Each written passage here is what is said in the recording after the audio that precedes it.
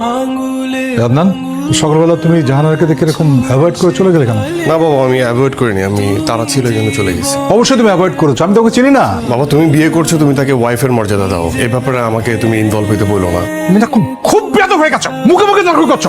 So shellfish.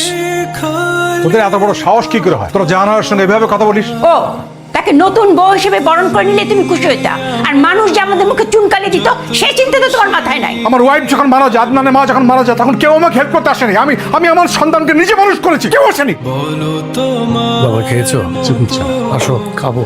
Sorry, আমি really sorry. আমার আসলে তোমাকে নিয়েই ভাবা উচিত ছিল, ভাবিনি, আমি নিজের কথাই ভেবেছি। আমি আসলেই একজন সেলফিশ ফাদার। সরি, মা মারা গেছে যখন আমি ক্লাস 6 এ পড়ি। আমি তোমার একে কিন্তু দূর করতে পারবো না, ছেলেরা পারে না। You need a partner. You are right, I am wrong. কেউ এতটা